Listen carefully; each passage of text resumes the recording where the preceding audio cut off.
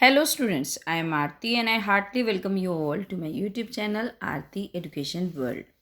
My dear students, आज की इस वीडियो में हम आपकी क्लास 8 की साइंस की वर्कशीट नंबर 35 पढ़ेंगे, जिसकी डेट है 19 फरवरी। ये गलती से बच्चों इसमें लिखा गया है 19 फरवरी 2021। बच्चों, विद्यार्थी के नाम में आप अपना नाम लिख लीजिए, कक्षा अध्यापक के नाम में आप लिख लीजिए अपने क्लास टीचर का नाम। जिन बच्चों को ये बोला है कि अपने सब्जेक्ट टीचर का नाम लिखना है, वो लिखेंगे अपने साइंस टीचर का नाम। तो बच्चों, हमने पिछली वर्कशीट में क्या पढ़ा था? बल या दाब के बारे में पढ़ा था। तो हमने ये पढ़ा था, जो धक्का होता है या खिंचाव होता है, उस सभी को हम क्या बोलते हैं? बल बोलते हैं। तो चलिए आगे पढ़ते हैं, आज की वर्कशीट में क्या है। हम पहले ही जान चुके हैं कि धक्का या खिंचाव को बल कहते हैं, जो किसी वस्तु की गति की स्थिति या उसके आकार को बदल भी सकता है। इस कार्यपत्रक में हम बल के परिमाण और दिशा के बारे में जानेंगे।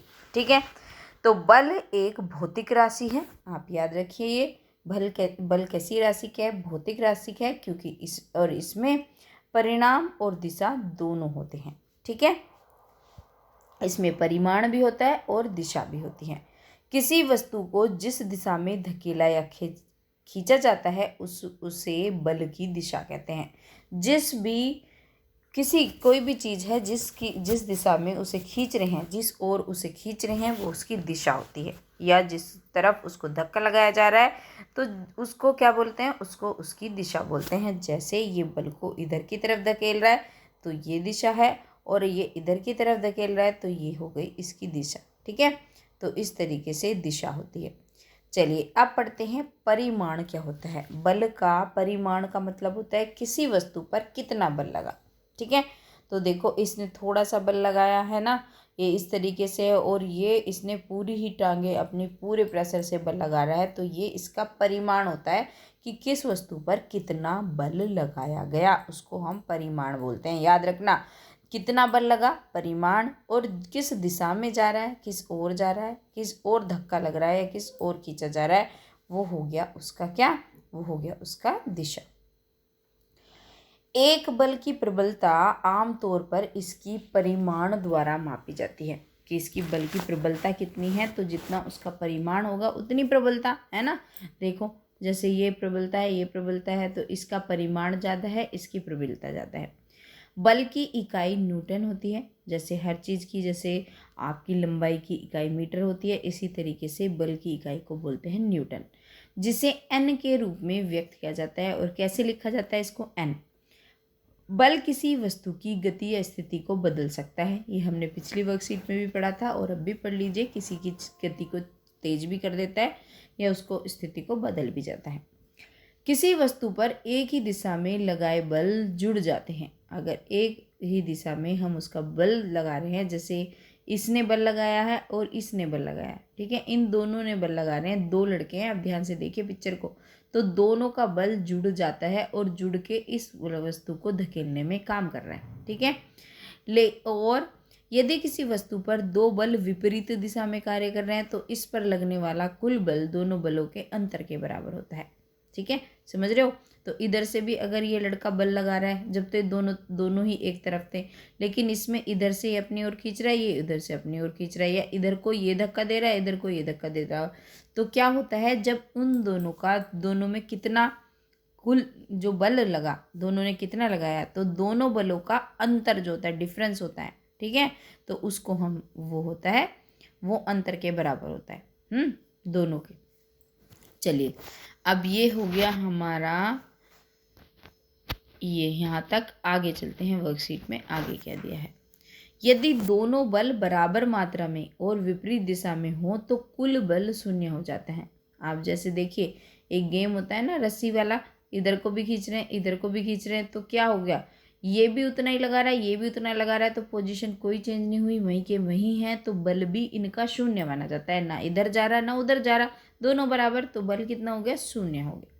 ठीक है, तो ये हो गया। अब कर लेते हैं इसके बड़े ही आसान से प्रश्न। जो प्रश्न में क्या करना है, रिक्त स्थानों की पूर्ति करनी है, तो कर देते हैं, रिक्त स्थान भर देते हैं।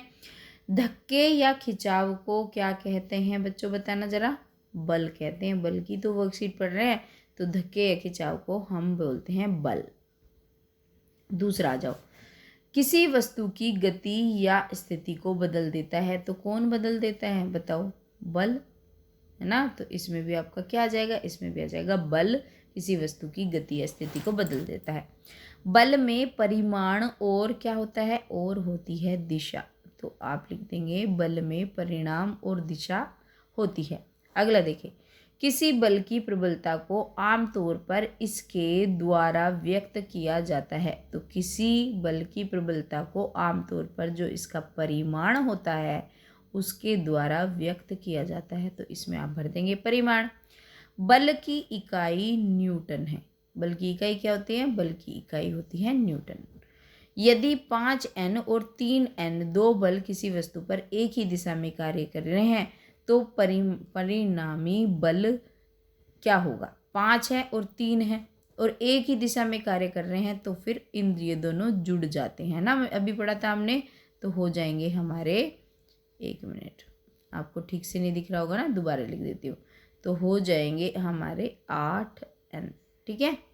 लेकिन दूसरा क्वेश्चन देखो, 5 और 3 8 हो गए ना, तो 8N। यदि 5N और 3N दो बल किसी वस्तु का एक विपरीत दिशा में कार्य कर रहे हैं तो परिणामी बल कितना होगा? तो अगर विपरीत दिशा में काम कर रहे हैं तो क्या हमने पढ़ा था? उसके डिफरेंस को घटा देते हैं। तो 5 में से 3 गए, बताओ कितने गए?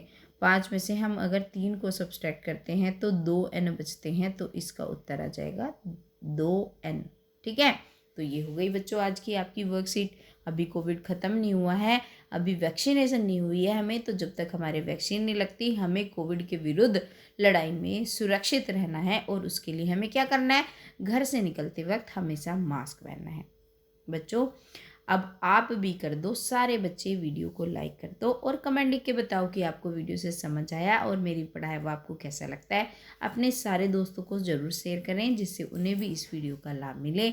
और हाँ बच्चों, एक कमेंट लिख के ज़रूर बताएं कि आपको, ये तो मैंने बोला ही, आपको कैसी लगी। और हाँ, जो ये हाँ लास्ट में ये बोलना था मुझे कि जिन बच्चों ने सब्सक्राइब नहीं करा, सब्सक्राइब ज़रूर कर लेना, है ना, जो बच्चे नए आए हैं चैनल पर।